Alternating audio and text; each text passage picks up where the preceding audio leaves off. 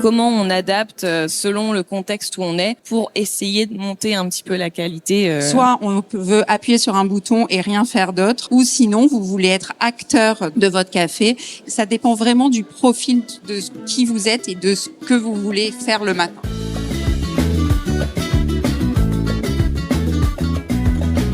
Bienvenue dans le podcast du Collectif Café spécial Paris Coffee Show 2025. Je suis Marie-Hélène Kennedy, productrice de la scène conférence et je vous embarque pour revivre 3 jours totalement caféinés. Plus de 22 conférences et plus de 70 experts m'ont rejoint sur scène pour faire partager leur passion et leurs convictions. Une immersion dans tout ce qui fait vibrer la scène café de spécialité en France aujourd'hui. Que vous soyez du métier ou juste de passage ici, installez-vous, servez-vous une bonne tasse et on démarre. Bonjour à tous, bienvenue dans cette deuxième journée.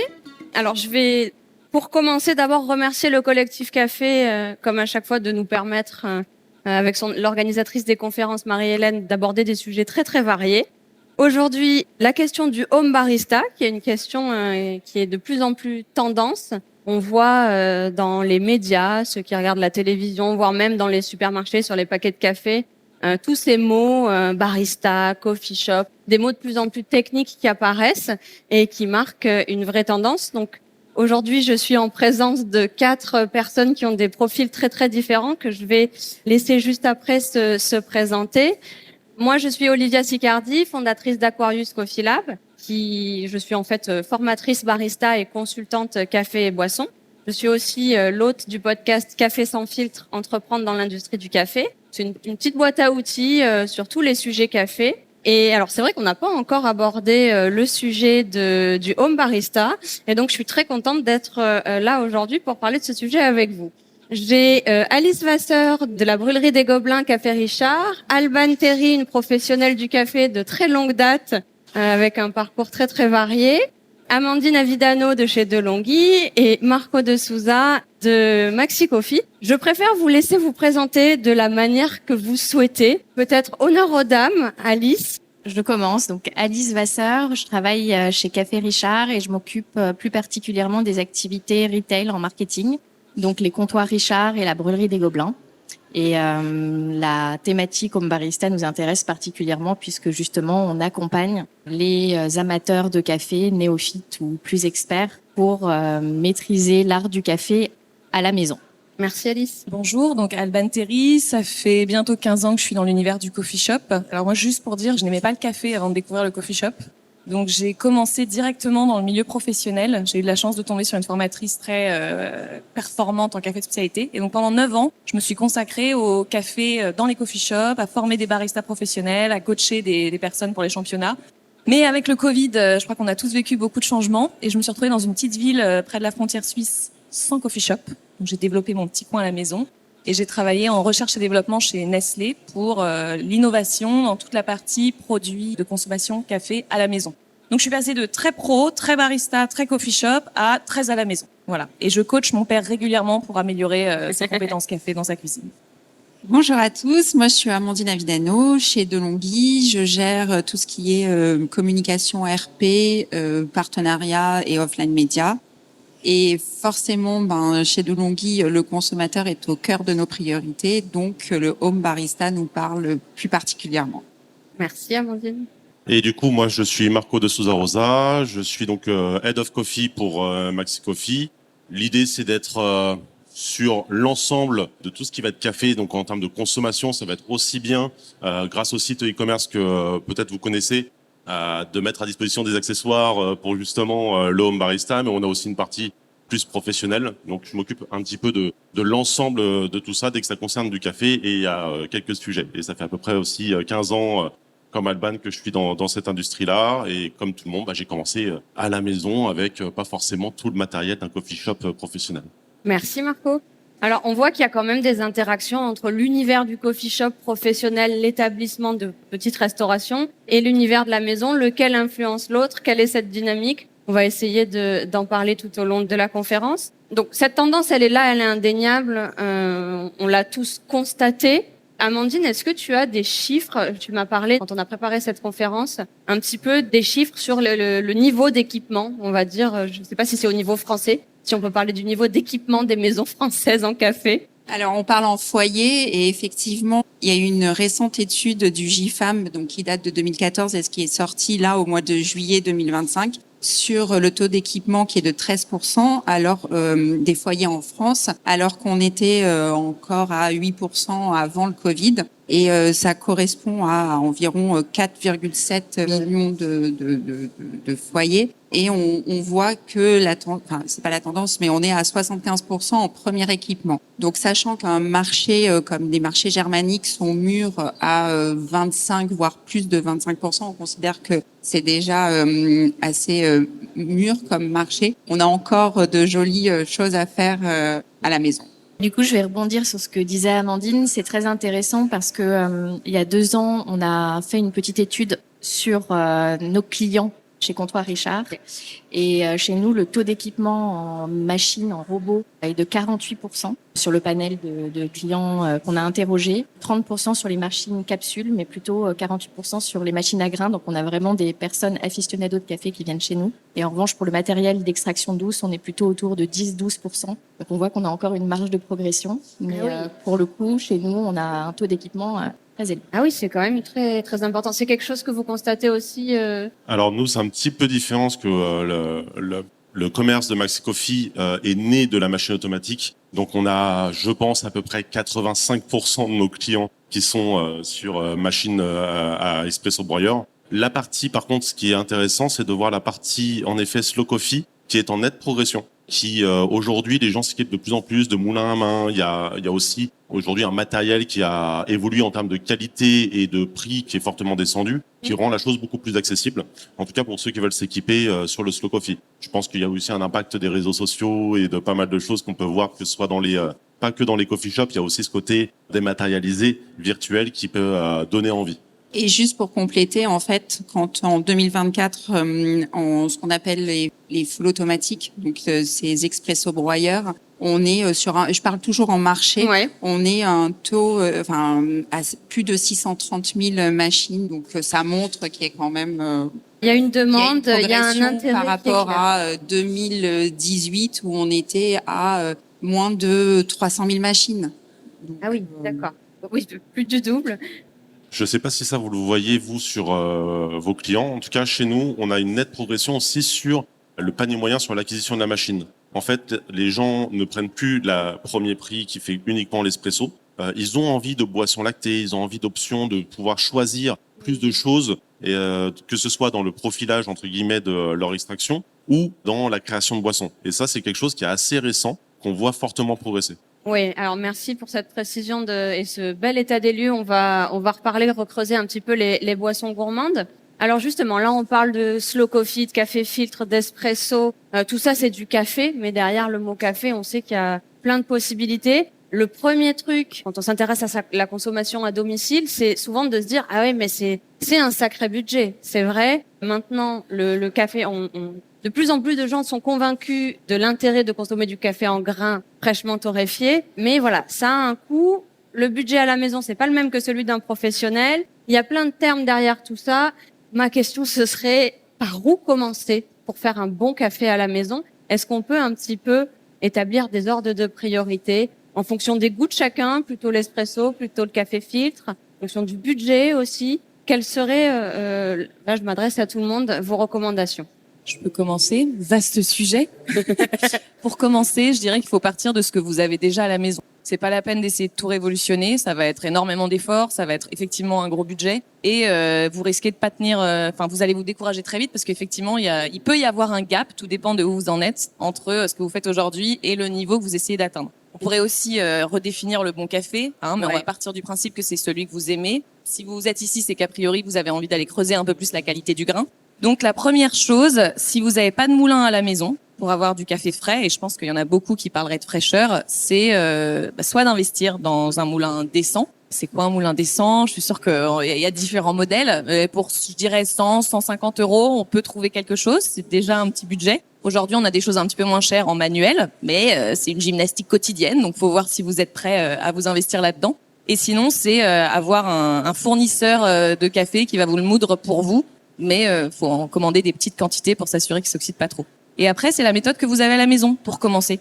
Le café filtre, ça fonctionne très très très bien. Et on peut avoir des choses exceptionnelles. C'est d'ailleurs pour moi la meilleure méthode pour mettre en valeur un excellent café au sens grain vert. Après, la machine à espresso, pour ceux qui veulent un peu plus de force et peut-être un petit peu moins ritualiser le moment, être un petit peu plus efficace, clairement la full automatique. Sinon, on en avait parlé, moi je suis anti-espresso à la maison, si c'est pas sur de la full automatique. On va en reparler. On va en parler de l'espresso. Oui, donc le café filtre est plus accessible, mais c'est différent, hein, ça dépend des goûts. Alice, tes recommandations, toi? Nous, on a vraiment ce parcours en boutique où effectivement, on commence déjà par demander ce que nos clients aiment, ce qu'ils ont déjà goûté, pour partir déjà du café, comprendre le rendu en tasse qui est souhaité. Est-ce que on aime déjà quel type d'intensité, un peu plus d'acidité ou d'amertume, le corps éventuellement en bouche et puis les notes aromatiques. Déjà, on part de là. Ensuite, on peut parler du matériel. Je te rejoins. C'est vrai que le piston, c'est une bonne façon de commencer, en tout cas les méthodes douces. Et si on n'a pas beaucoup de budget, ça permet de commencer à travailler le café, si tant est qu'on a la bonne mouture. Et surtout, il y a ce rituel dont tu parlais, c'est-à-dire que déjà avec le piston, on a le rituel de préparation, de service. Alors le piston, c'est la French press, hein, c'est la traditionnelle sur laquelle on appuie pour faire descendre la mouture. Si on cite la marque Bodum, souvent on dit la Bodum. Et c'est vrai que c'est plutôt par là qu'on conseille de commencer, en tout cas, partir des préférences, de ses préférences et de ce qu'on fait à la maison, de ce qu'on a pu goûter. Ça permet de découvrir de nouveaux cafés et de choisir par la suite pour ensuite progresser. Ok. Alors, j'en profite pour rebondir sur la piston, parce que c'est très intéressant. Moi, j'ai commencé en vrai par là sur le filtre à la maison, où j'ai commencé à m'intéresser à la préparation. Et en général, dans les moulins, alors on peut descendre en termes de d'essence, pour utiliser le terme de Alban. Même pour commencer déjà voir ce qu'on peut trouver sur des moulins même à lame là-dessus. Alors ça ne marchera que pour la piston par contre. Sur les autres méthodes, je le déconseille. C'est pas le meilleur moulin, on va pas se mentir, mais par contre ça fait le travail concrètement et ça permet au moins d'avoir quelque chose de frais, d'être autonome sur sa préparation au niveau de la piston. Et un moulin à lame, ça se trouve à une vingtaine d'euros aujourd'hui, c'est vraiment pas excessif. Par contre, ça réveille toute la maison le matin. Voilà. Après, il y a une autre solution. Je pense notamment aussi aux autres machines, parce que quand on parle de DeLonghi, on pense souvent aux espresso broyeurs, mais il y a aussi des filtres pressurisés pour l'espresso à la maison, pour ceux qui veulent vraiment pas de filtre, parce que on a une grosse communauté et une grosse histoire en France sur l'espresso. Donc les gens aiment avoir cette créma, aiment avoir cette mousse, comme diraient certains, sur leur café. Et dans ce cas-là, l'espresso broyeur, le filtre pressurisé peut être une solution plutôt économique. Ça prend pas trop de place dans une cuisine. Par contre, vous aurez jamais un vrai espresso comme digne de ce nom, comme nous on pourrait l'entendre ici. Vous avez une boisson intermédiaire entre les deux, mais ce n'est pas forcément synonyme de non-qualité. En plus des goûts et des préférences, ça a d'autres avantages, notamment la rapidité. Il y a un côté social dans l'espresso. C'est bien de pouvoir aller vite. Amandine, tes recommandations? Alors, moi, forcément, je vais avoir un discours qui va être un peu complémentaire. En fait, ça dépend de quel consommateur vous êtes, parce que on parle beaucoup des consommateurs. Là, on est dans un milieu qui est quand même assez spécialisé. Et en fait, il faut se rendre compte que les consommateurs, le matin, ce qu'ils veulent, c'est avoir leur café, que ce soit allongé, expresso ou latte. Et ils veulent souvent avoir juste un bouton, appuyer sur la machine et appuyer sur un bouton. Et ils n'ont pas cette connaissance que on peut avoir ou qu'on peut trouver au Paris Coffee Show. Et du coup, vous allez avoir des machines. Alors, soit deux types de machines en fonction du home barista que vous voulez être, qui vont plus ou moins accompagner le néophyte. Soit on veut appuyer sur un bouton et rien faire d'autre, et donc là on appelle ça les full automatiques, on peut appeler ça les machines expresso avec broyeur, on peut appeler ça les expresso broyeurs, enfin il y a plein de noms. Ou sinon vous voulez être acteur de votre café, et donc on a des machines qui sont plus manuelles, où on va reproduire les gestes, attention à ce que je dis, mais reproduire les gestes du barista, ou en tout cas essayer de reproduire les gestes du barista, mais ça demande quand même plus d'expertise et plus de temps et plus de connaissances. Donc ça dépend vraiment du profil de qui vous êtes et de ce que vous voulez faire le matin. dans cette même veine sur ces machines-là à filtre pressurisé qui peuvent être une bonne entrée de gamme, il y a une catégorie de machines qu'on appelle les machines évolutives qui permettent de passer après sur des filtres non pressurisés et de monter un petit peu en compétence si on veut apprendre en faisant. Il y a beaucoup de gens qui aiment bien apprendre par eux-mêmes. J'en fais moi-même partie, donc j'ai aimé découvrir par moi-même un petit peu l'extraction, ce qui se passait. Après, on peut aussi avoir des cours, que ce soit en ligne ou avec des professionnels de la formation. Il y a tellement de méthodes, mais si on a juste envie de se faire plaisir à la maison, parfois, soit on peut avoir une petite formation pour se rassurer, mais sinon, en règle générale, on aime bien aussi un petit peu toucher à tout. Donc, il y a ce type de machine qui peut être très intéressante et qui impose par la suite d'investir du coup dans l'élément complémentaire qui sera le moulin. Et là, on peut évoluer petit à petit tout en gardant la même machine de base. Oui, en fait, il y a deux catégories de personnes. Ceux qui, comme moi, se réveillent plus avec le geste de faire le café et le rituel qu'avec le café lui-même, et ceux qui ont envie d'avoir le liquide rapidement. Est-ce qu'on peut simplement spécifier, parce que c'est vrai qu'on est dans le jargon professionnel, peut-être que tout le monde ne sait pas ce qu'est un filtre pressurisé, la différence peut-être dans les deux... Je pense qu'on a quelqu'un qui est encore plus spécialisé que moi pour parler de ça. Alors, c'est tout simplement, en fait, vous avez ce qu'on va appeler le filtre. Donc, c'est l'élément qu'il y a dans le porte-filtre ou le percolateur, certains vont l'appeler comme ça, qui va avoir un perçage pour faire passer l'extraction, donc le café, in fine, qui va être managé d'une certaine forme pour forcer la pression et forcer, du coup, un peu l'émulsion, la créma, et faire en sorte d'avoir un espresso qui va être un peu plus imité que réel. Mais dans les faits, on va avoir tout de même cette texture, cette intensité. On sera jamais sur une texture aussi soyeuse et aussi, enveloppante que ce qu'on peut avoir sur un véritable espresso. Cependant, ça permet d'avoir quelque chose de très simple à la maison et c'est quasiment inratable, contrairement à l'espresso de base qui demande un peu plus de technicité. Ça assiste les personnes qui n'ont pas forcément envie de reproduire les gestes du barista, que ça n'intéresse pas et qui ont juste envie d'avoir le café. Alban, tu voulais dire quelque chose? Oui, je voulais rajouter deux petites choses, vu qu'on est sur comment faire du bon café à la maison, parce qu'on parle beaucoup de café, mais on oublie l'eau. Enfin, je voudrais juste le mettre avant qu'on oublie, parce que c'est très important. Le nombre de personnes qui m'ont dit non mais j'ai bu ce café dans un coffee shop, je rentre à la maison et il a plus le même goût, j'y arrive pas, peu importe ce que je fais. Je dis mais tu utilises quoi comme eau? Ben l'eau du robinet. Voilà, parce que le coffee shop il n'utilise pas l'eau du robinet, il la filtre. Donc c'est assez simple en fait avec une carafe déjà pour commencer par exemple, ou alors acheter de l'eau minérale, une eau spécifique, mais le premier geste. Et une autre petite chose, c'est que oui on a une culture de l'espresso en brasserie en France, mais mon cher papa ce cobaye est une preuve que on a aussi la culture de la tasse longue le matin en France. Et donc c'est pour ça que je pense que on peut aborder l'espresso à la maison, mais le filtre a une place quand même importante dans les maisons, chez les grands-parents aussi, et on peut faire du bon café chez ses grands-parents ou ses parents selon l'âge. Merci pour cette précision, c'est vrai que c'est très important. Je pense qu'on a un petit peu répondu aux questions. Est-ce qu'il faut forcément un gros budget? Puisqu'on a eu des exemples concrets. On peut commencer avec une cafetière à piston et un moulin à 20 € si vraiment on est limité en budget. On peut je résume en fait. On peut un petit peu aller plus loin avec du filtre et des moulins un petit peu plus évolués. Et puis après, on passe dans la catégorie espresso filtre pressurisé. Je crois qu'il y avait une question qui te tenait à cœur, Alban, c'est comment adapter son café à son style de vie. Son café à son style de vie à la maison. Alors peut-être plus au moment, mais ça recouvre un peu ce qu'on a déjà dit, c'est que le café c'est pas une chose, c'est pas une tasse, c'est pas un grain, c'est pas un seul produit. On en a déjà parlé pendant d'autres conférences, ça a déjà été abordé. Et donc il y a le moment en fait dans lequel vous êtes, l'endroit où vous êtes, vous allez pas avoir envie des mêmes choses. Et donc comment on adapte. D'ailleurs je disais chez vos grands-parents aussi, vous pouvez avoir du bon café ou chez vos parents. Donc c'est comment on adapte selon le contexte où on est, pour essayer de monter un petit peu la qualité, sachant que moi, comme je buvais pas de café à la base, j'ai des exigences un petit peu élevées. Et je voulais rajouter un point. On parle de moments dans la journée. C'est vrai que le café, c'est super, mais on peut pas forcément en boire toute la journée, même si on adore ça. À un moment, on a un taux de caféine assez élevé. Si on veut continuer à s'amuser aussi avec les méthodes douces ou même avec une machine, un robot. Aujourd'hui, la chicorée est un produit intéressant à travailler. On en propose aujourd'hui dans les boutiques comptoirs et il y a une vraie demande. On voit que nos clients rentrent en boutique et demandent de la chicorée maintenant. Et quand elle n'est pas soluble et qu'elle est travaillée et torréfiée en cossette, on peut l'infuser dans une Chemex ou la piston dont on parlait tout à l'heure, et même parfois la mettre dans un porte-filtre si on a la bonne mouture.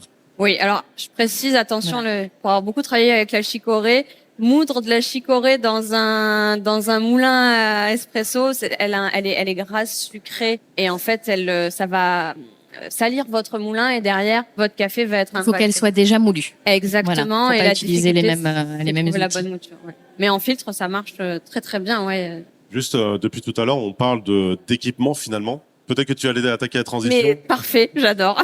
Je pense qu'il est aussi important pour se préparer un bon café à la maison, de choisir un bon café. Un café, alors selon moi, et après chacun a un petit peu sa description de ce moment-là, c'est déjà savoir choisir le café qui nous correspond. Ouais. Par exemple, moi je peux avoir déjà, c'est par rapport au moment, fatalement, un café en anaérobie, fermenté, qui tabasse le matin, je déconseille à quiconque. Mais ça dépend des goûts, encore une fois. Hein, mais c'est comme je suis pas forcément très espresso le matin, je trouve ça trop intense. Mais encore une fois, j'en vois plein qui adorent ça. Donc chacun ses goûts, encore une fois, on respecte. Mais je pense que c'est un peu violent à mon goût personnel. Et du coup, savoir choisir son café et l'adapter à son moment, là où je rejoins Alban là-dessus, c'est quelque chose d'important et c'est parfois flou. Alors désolé, je vais faire un petit peu de pub pour ma paroisse, mais pour Maxi Coffee, ça a été un gros challenge parce qu'on référence plus de 800 cafés différents. Donc fatalement, on s'est posé la question de comment aiguiller nos consommateurs et comment leur rendre le discours clair.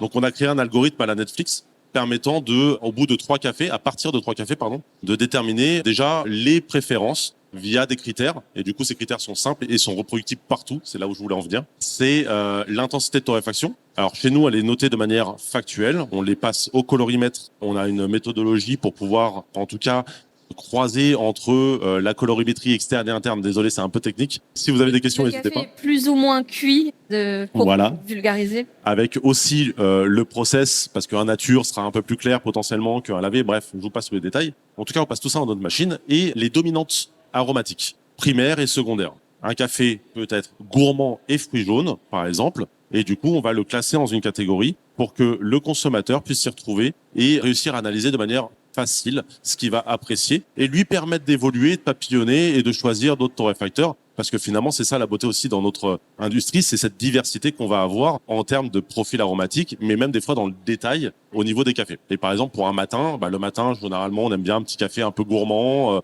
pas forcément quelque chose qui soit trop fruité, avec une petite pointe fruitée, pourquoi pas, pour avoir de l'acidité qui garde la tasse un peu vivante, un peu fraîche, et choisir ce café-là. L'idée, c'est de trouver le café qui vous correspond, ne pas se faire avoir par forcément un conseil en disant moi c'est mon préféré, tu vas forcément l'adorer.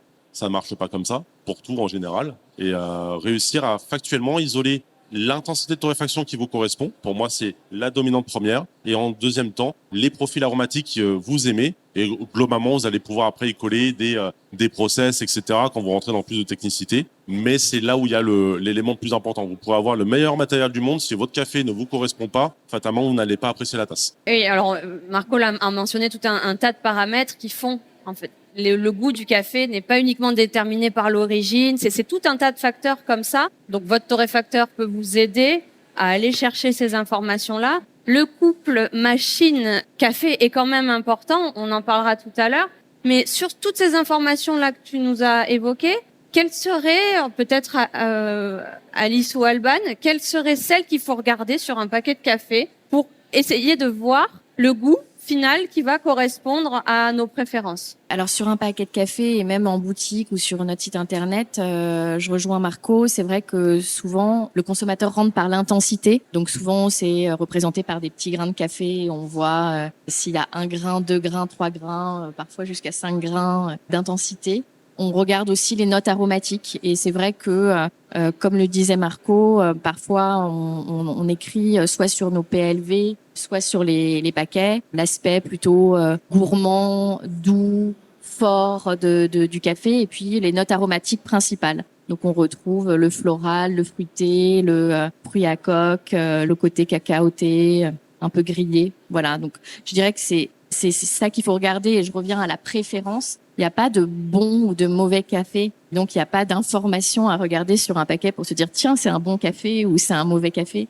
Je dirais que c'est vraiment, encore une fois, une question de préférence. Après, on peut faire attention aussi à des cafés qui ont un impact meilleur pour la planète. Donc, on peut chercher un café labellisé qui a été transporté à la voile. Et ça, on peut le retrouver aussi sur les PLV en boutique, sur les sites Internet. Mais je commencerai déjà par regarder sa préférence à soi pour être sûr d'avoir un bon café en tasse. D'accord. Voilà. Mais à savoir que le café est un produit vivant et que quand on est sur des cafés de spécialité comme ça, parfois, on a trouvé le café qu'on adore et on essaye de le garder pour la vie.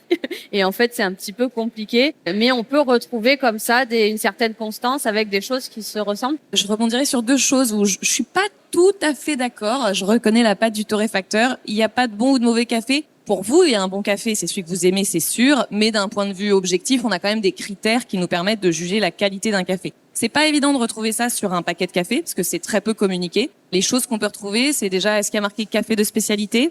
En général, ça aide, c'est pas toujours indiqué. Mais c'est aussi la quantité d'informations que vous trouvez sur le paquet. Si vous avez le nom de l'assemblage, le nom de la torréfaction et un niveau d'intensité, on n'est peut-être pas sur un produit qui est très complexe, qui est voilà, en termes de qualité de goût, il sera peut-être plus sur l'amertume que sur le reste. Sur les notes aromatiques, moi j'ai beaucoup de personnes qui viennent me voir et qui me disent non mais attends, les notes pommes, prunes, je sais pas, noisettes, bon noisette à la rigueur, mais sinon j'ai l'impression d'être à un concours de dégustation et de perdre à tous les coups. Donc on est bien d'accord que les notes aromatiques c'est un peu poétique, un petit peu de créativité, voilà, il faut avoir l'expérience pour être capable de les déceler, mais c'est d'abord des indicateurs sur le type de profil aromatique. Si ça dit fraise, ça veut dire que c'est plutôt sur l'acidité du fruit rouge, un peu de sucrosité. Si vous n'avez pas la fraise exactement, c'est pas grave. Et a priori, on l'aura pas parce qu'encore une fois, selon là où on l'extrait, là où on le prépare, avec quelle eau, on n'aura pas les mêmes goûts. Donc, comment choisir le bon café? Oui, c'est regarder la quantité d'informations. Deux choses, je me permets. L'intensité, c'est la porte d'entrée souvent quand on ne connaît pas, mais elle est difficile. Intense en quoi? En amertume? Fort en quoi? Ça veut pas dire la même chose pour tout le monde. Donc peut-être aller plus loin. Et je suis très étonnée que personne n'ait encore mentionné la fameuse date de torréfaction. D'habitude, c'est un... Eh bien, voilà. Alors, sur la date de torréfaction, en effet, on est sur le concept surtout dans le café de spécialité, sur de la micro-torréfaction, des éléments plus faciles pour, d'un point de vue ensemble logistique, etc. C'est plus facile pour garder une certaine visibilité sur ces volumes. L'indicateur de fraîcheur, il est important dans les deux sens, aussi bien quand c'est trop frais que quand c'est pas assez, quand totalement éventé. Un café qui est trop frais, je vous le déconseille, c'est vraiment pas bon. Vous allez avoir un côté métallique, bref, il faut qu'il y ait un certain temps. Donc, quand on est dans un coffee shop qui a une petite production, c'est assez facile. Quand on va sur une torréfaction un peu plus de grande taille, ça devient un peu plus compliqué, pas impossible, mais ça devient des contraintes qui sont compliquées quand on fait de la revente, du retail, etc.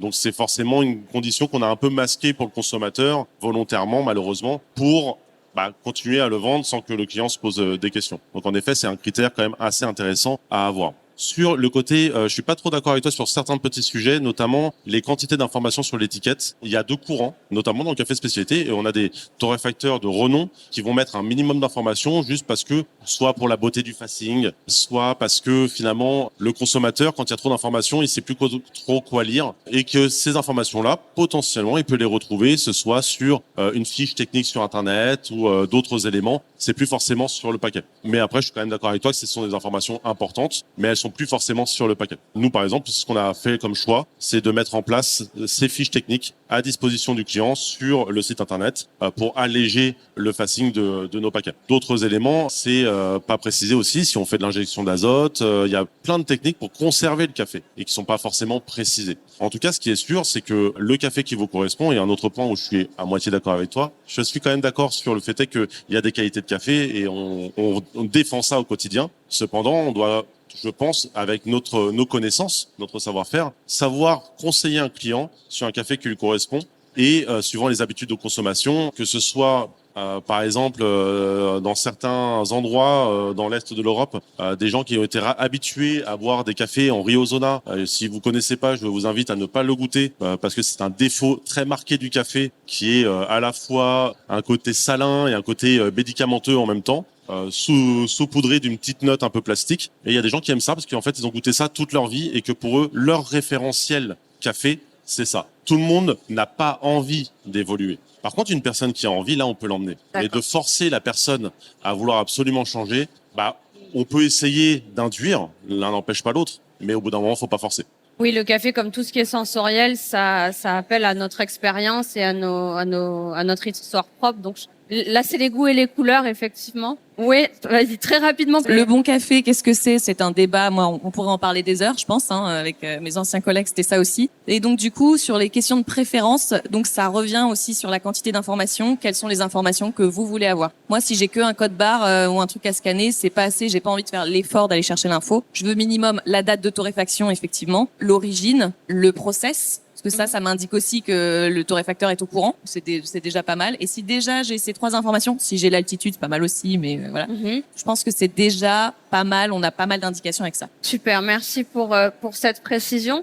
Alors dans le monde du café de spécialité et surtout chez les professionnels, il y a ce fameux débat, je ne me voyais pas ne pas poser la question, est-ce qu'il est possible de faire un bon espresso à la maison? Je sais que certains m'ont déjà dit, il faut que toutes les planètes soient alignées, c'est trop compliqué. Je me pose la question de ce que c'est pas aussi en termes d'attente. Comme dans tout dans la vie, quand on a énormément d'attentes, qu'on veut la même chose que dans le coffee shop, on a plus de risques d'être déçu. Qu'est-ce que vous en pensez rapidement? Et peut-être nous donner des pistes pour, même si on n'arrive pas à obtenir cette qualité à la maison, comment est-ce qu'on peut faire pour s'en rapprocher et pour avoir quelque chose de plus que correct à consommer en espresso à la maison? Alors, moi, je vais dire 2 choses. La première, c'est que un bon expresso, c'est un combo entre un café qui est bien produit, bien sourcé, bien torréfié, bien extrait. Enfin, je schématise parce qu'il y a d'autres. Et c'est un café aussi qui vous correspond. On en a parlé. Après, on accompagne aujourd'hui les consommateurs pour justement les aider à faire un bon expresso. Et je pense que avec des machines tout automatiques ou avec des machines manuelles, si on est bien formé, on peut y arriver. En revanche, le résultat en tasse est vraiment dépendant aussi du café que vous allez choisir et du café qui correspond à vos goûts. Marco parlait dans un de ses articles de la perception en tasse, etc. On peut vous dire, ça c'est un super café, il est exceptionnellement bon, etc. Si c'est pas votre goût, vous allez passer aussi à côté de de ce café exceptionnel. Donc du coup, il faut vraiment choisir le bon grain et ensuite arriver à bien l'extraire pour avoir un résultat en tasse optimum. Et c'est vraiment un combo entre les deux. C'est le couple machine-produit, ouais. Alors, j'apporte juste une nuance quand même sur l'espresso à la maison. Pour moi, oui, c'est possible. Maintenant, c'est la question qui, du coup, arrive juste après, c'est est-ce que c'est rentable? Oui, parce que entre la quantité passée pour régler son moulin, si on veut vraiment affiner son réglage, le nombre de shots qu'on a ratés avant d'arriver à la dose qu'on a envie, déjà potentiellement quand on est tout seul, on s'est déjà saturé, on n'a plus envie de forcément un autre café. Donc c'est plus ça. Par contre, en fait, oui, c'est faisable. En recherche, je connais énormément de personnes qui ont un taux d'équipement astronomique. Avec un petit équipement, c'est là où je te rejoins. Du coup, c'est aussi en fonction de son niveau d'attente. Qu'est-ce qu'on attend d'un espresso? Qu'est-ce qu'on a comme définition dans l'espresso? Quand on a été dans le café spécialité, en coffee shop, on a une vision de l'espresso, en tout cas, idée, entre guillemets, de l'espresso parfait, de celui qu'on vise à chaque fois, qu'on n'arrive déjà pas forcément à avoir en coffee shop et pas tous les jours, en tout cas, ça c'est sûr. Alors, l'avoir à la maison, ça devient compliqué et surtout, ça prend du temps. Ça prend du temps, ça prend de la matière, on gâche du café. Même s'il y a des solutions aujourd'hui, si on a des attentes qui sont un peu plus raisonnables, je dirais, on en parlait, des machines qui ont des broyeurs un peu plus adaptés, qui vont avoir un peu plus de largeur. Par contre, on n'aura pas ce niveau d'un espresso de compétition, par exemple. Faut juste réduire un petit peu son niveau d'attente. Ça dépend de là où on se place. Et je rejoins Marco. Je vais faire l'analogie avec le secteur de la pâtisserie, par exemple. Quand on va chez des grands pâtissiers, chez Cédric Grolet, Michalak ou Claire Etzler, on repart avec une pâtisserie, on a quelque chose de parfait, la pâte feuilletée est croustillante. Quand on a envie de reproduire ces recettes-là chez soi, même si on a le livre de cuisine et la recette, et même si on a un four et qu'on est allé acheter un moule, on n'a pas forcément le même four que dans les cuisines professionnelles, on n'a pas exactement les mêmes techniques, et donc généralement on ne s'attend pas au même résultat chez soi, même si on tente de s'y rapprocher. Mais c'est un peu pareil pour l'univers du café, il faut tester. Mais j'adore ton analogie, et surtout qu'en plus, dans l'exemple que tu as, il y a cette notion d'échelle. C'est-à-dire qu'il ne fait pas un trompe-l'œil, il en fait des centaines. Du coup, les techniques, les méthodes utilisées sont pas les mêmes. Tout comme dans un coffee shop. On optimise, on a des outils qui sont adaptés, mais quand bien même, quand on doit sortir juste un shot, la quantité de travail pour extraire ce café-là et en termes de rentabilité, finalement, de ce temps investi, pour un café, c'est pas rentable. C'est pas, Alors que quand on va faire toute sa journée avec des petits ajustements, parce qu'il faut quand même réajuster le moulin, on parle de micro-ajustements. On parle pas de revoir toute sa recette. Et c'est la même chose finalement en pâtisserie, et très bonne analogie, puisque en effet, il y a aussi ok, j'ai développé, j'ai mis des choses, mais je vais en produire une certaine quantité, ce qui va me permettre de rentabiliser toute ma mise en place et toute ma recherche derrière. Après, aujourd'hui, vous avez aussi dans des machines des technologies qui vont accompagner le consommateur pour justement l'aider à choisir la bonne finesse de mouture, parce que on a parlé de beaucoup de tasses, mais enfin un expresso aussi, c'est un grammage précis, et c'est aussi une créma en résultat qui va permettre de voir si votre café il a une consistance, une belle consistance. Et en fait, vous avez aussi des machines, chez DeLonghi, on a les dernières technologies où on a un bin adapt qui va vous permettre de rentrer 2 critères. Juste, vous allez demander vous allez regarder sur votre paquet de café, d'où l'importance d'indiquer si c'est juste un arabica, un robusta ou un blend. Et ensuite, vous allez vous demander aussi, rentrer dans la machine, est-ce que c'est une torréfaction plutôt claire, plutôt moyenne ou plutôt foncée. Et en fonction, vous avez des paramètres d'extraction qui vont régler la machine pour adapter sur le grain et avoir un résultat en tasse optimal. Donc, il faut savoir qu'un consommateur, quand il a une machine, il va pas tous les jours, parce qu'en principe c'est ça, il devrait tous les jours changer sa finesse de mouture pour l'adapter en fait au grain qu'il va mettre dans son café, qu'il va mettre dans sa machine. Ça sous-entend quoi? Ça sous-entend que déjà il va chez un professionnel qui va l'accompagner en lui disant ce grain-là, je te conseille de le mettre à telle finesse de mouture parce que tu vas extraire de telle manière, etc. Et on sait très bien que on avait fait des tests une fois avec Morgan Deschner, c'était bluffant. Un même grain avec 3 finesses de mouture différentes, vous avez 3 résultats en tasse qui sont complètement différents. Et donc du coup, c'est tout cet accompagnement à la maison qui permet aussi d'aider le consommateur à avoir un résultat en tasse. Alors, vous allez peut-être pas aimer ce que je vais dire, mais un peu comme le torréfacteur a imaginé sa tasse quand il a torréfié son grain. Oui, en ayant le client cible à la maison comme exactement, en tête. parce que il y a aussi, le torréfacteur fait un boulot énorme et différencie aussi soit des tasses qui sont spécifiques pour le café filtre, soit des tasses qui vont être spécifiquement pour les machines tout automatiques ou autres machines. Donc en fonction, vous avez des torréfactions qui sont adaptées à l'extraction que le consommateur va avoir. Merci pour cette précision. Rapidement, pour pouvoir aborder le thème des cafés au lait. Voilà, on a un aperçu à peu près global de est-ce que c'est possible de faire un bon espresso à la maison. Ça dépend beaucoup des attentes, mais il y a des solutions et des innovations qui existent. Si on prend peut-être la boisson lactée la plus consommée, le cappuccino, est-ce que c'est facile de le faire à la maison? Quelles sont vos recommandations? Non. Non. Oui. Ça dépend la tente. Et moi, je vais dire oui. Ça dépend la tente. Ça dépend ce qu'on veut. Ça dépend encore une fois l'équipement. Mais d'abord, qu'est-ce que c'est un bon cappuccino? Mais si vous voulez la bonne texture de lait, parce que ça commence par là, un bon cappuccino, c'est un café qui a du lait qui a été bien moussé. Et un lait bien moussé, pour avoir participé aux recherches sur la qualité de la mousse de lait avec la structure des bulles, selon qu'on la mousse à la vapeur ou au fouet ou etc. C'est pas du tout la même chose. Donc si vous utilisez un mousseur à fouet, vous aurez quelque chose de décent, mais vous aurez et très bon. Enfin, ça peut être bon, mais ce sera jamais au niveau d'un lait moussé à la vapeur. Donc, on parlait d'attente tout à l'heure, de référence. Donc, si votre référence, c'est le café crème de la brasserie, vous pouvez tout à fait faire un très bon cappuccino à la maison. Si votre référence, c'est le cappuccino de coffee shop, il va falloir investir dans une buse vapeur. Alors là, on part du principe qu'on est vraiment à la main avec le mousseur, mais il y a quand même un intermédiaire. Je prends l'exemple de moi, ma mère qui est fan de son cappuccino sur sa DeLonghi, qui pour moi n'est pas tout à fait le cappuccino du coffee shop, mais il y a quand même des innovations sans qu'on ait rien à faire. Par où commencer? Encore une fois, c'est le niveau d'attente. Si je rebondis sur l'analogie de la pâtisserie en passant sur la boulangerie, si vous faites du pain à la maison, est-ce que vous avez vraiment les attentes d'un pain de boulangerie?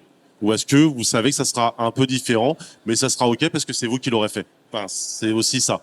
Pour moi, le café à la maison, il y a une partie de j'accepte d'être moins bien, ou en tout cas un peu différent que dans un coffee shop, ce qui me permet encore aussi d'apprécier que dans un coffee shop, et c'est normal que ça soit meilleur qu'à la maison. Ok. Alors, c'est sûr qu'à la maison, vous aurez pas le cœur dans la tasse et vous aurez pas tous les... Ah, mais toi, tu le fais. Ou sinon, il faut acheter un pochoir, etc. Mais bon, c'est un autre sujet. En fait, aujourd'hui, il y a des technologies et on parle beaucoup d'innovation de technologie, mais chez DeLonghi, c'est vraiment au cœur de la marque. Vous avez ce qu'on appelle alors des carafes à lait avec des technologies qui sont le latte créma ou encore une fois, pour simplifier la vie du consommateur, vous appuyez sur un bouton et votre carafe à lait, vous allez juste régler la densité de la mousse, donc plus ou moins en fonction de ce que vous aimez, parce que moi j'ai un enfant qui déteste la mousse, donc il faut lui mettre 0, et un autre qui adore avoir des mousses comme ça. Et pour le coup, on arrive vraiment à avoir une très belle mousse. Et vous pouvez faire soit un cappuccino, soit un latte macchiato, soit une autre boisson. Vous avez des modèles comme la Eleta Explore, où vous avez un vrai, attention à mon mot, un coffee shop à la maison, parce qu'on peut avoir en accès direct plus de 42 boissons qui sont pas forcément que autour du lait, mais avec soit des laits sans café, soit des cappuccinos, latte macchiato, flat white, etc. Donc oui, à la maison, on arrive à reproduire aussi une boisson gourmande qui vous permet de déguster un super cappuccino. C'est en vapeur. D'accord. Donc Mais après, vous avez aussi la simple buse vapeur, parce que tu peux mettre aussi juste une buse vapeur. Mais là, je te parle de la latte, de la carafe. Oui. C'est vrai que les machines avec buse vapeur aujourd'hui automatiques font un très bon, Oui. mais c'est avec vapeur. C'est avec vapeur. Mais là, je parle d'une vraie technologie avec une carafe que tu plugues et qui émulsionne la mousse de lait et qui te donne une mousse plus ou moins intense en fonction ça peut être une tes étape attentes. pour démarrer avant de passer à la machine. Et on peut même continuer en disant qu'aujourd'hui, il y a des technologies qui moussent à chaud mais qui moussent aussi à froid avec les boissons froides. D'accord. Et je rebondis juste, tout à l'heure, on parlait de budget, d'attente. Encore une fois, si on souhaite commencer, il y a des tout petits fouets électriques qui coûtent une vingtaine ou une trentaine d'euros. Bien sûr qu'on n'a pas le même résultat que dans un coffee shop ou dans une belle brasserie, mais on a malgré tout une mousse de lait. Effectivement, les carafes et émulsionneurs, là, on commence à être plutôt dans les 80-90 euros, parfois même plus, mais en tout cas, on a un très joli résultat. Voilà, et la buse aussi des machines, mais là, du coup, on achète la machine. Voilà. Il y a même la technique à la French Press qu'il faut bien nettoyer derrière, mais il y a cette technique-là qui fonctionne aussi. Ah oui, tout avec ce qui le va même émulsionner. piston que celui avec lequel vous faites le café filtre. Moi, ce que je retiens surtout en fait de tout ce qu'on se dit, c'est que l'important quand vous faites le café à la maison, qu'en fait, le café à la maison, c'est, on imagine souvent le café du matin. En effet, le café du matin, on n'est pas bien réveillé. Il y en a qui préfèrent le cérémonial pour se réveiller, d'autres qui ont juste besoin d'avoir le shot de caféine. Peu importe. C'est un des moments, mais il y a aussi d'autres moments. Il y a des moments de partage, de convivialité. Et finalement, un bon café à la maison, c'est un moment réussi dans son fondement. Soit c'est parce qu'on a bien réussi à se réveiller, qu'on a apprécié sa matinée. Soit c'est parce qu'on a pu partager un bon moment avec une pâtisserie faite maison ou par Cédric Grolet autour d'un bon café. Peu importe, c'est ça aussi finalement l'importance. C'est pas que la matière, mais c'est aussi le moment. C'est un instant, prendre du plaisir à faire ce que l'on fait. Je peux rajouter Vas-y, juste, rajoute. en fait, dans cette expérience dont Marco parle sur le multi-boisson, ce dont on n'a pas parlé, c'est que aujourd'hui, on a aussi des boissons froides qui Oui. nous permettent aussi, on vous parle de mixologie, etc. Mais le café aujourd'hui, il est sur tous les moments de la journée et cette expérience, on peut l'avoir du petit déjeuner jusqu'au soir, à l'apéritif avec des bons décas, etc. Mais avec des cold brew, Ou de la chicorée. Ou la chicorée, oui. avec des cold brew et qui deviennent en fait la base d'un cocktail et donc du coup on étend encore l'expérience. Et je reprends juste un mot d'Amandine. Tu parles d'expérience. En fait, Home Barista, pour moi, c'est effectivement essayer de reproduire le café à la maison, mais c'est surtout aussi profiter de l'expérience, du rituel. C'est une vraie tendance. J'ai vu hier qu'il y avait un livre qui s'appelait Coffee Shop à la maison, qui allait sortir chez Marabout début octobre. Je l'ai pas encore vu, je ne connais pas la qualité de son contenu, mais en tout cas c'est amusant. En tout cas, le message vraiment à la brûlerie des Gobelins et chez Comptoir Richard, c'est prendre du plaisir aussi à faire son café à la maison, tester, se tromper, c'est comme en cuisine. Et puis à un moment, on arrive au résultat de ce qu'on a envie d'avoir en tasse pour soi. Ça marche. Merci tout le monde pour ce bel échange.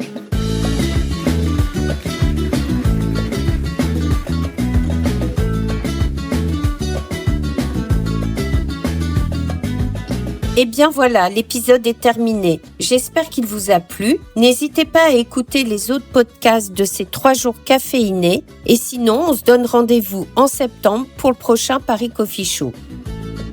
En attendant, si vous voulez rester au courant des dernières actualités du café de spécialité en France, abonnez-vous au compte du Collectif Café et du Paris Coffee Show sur vos réseaux sociaux.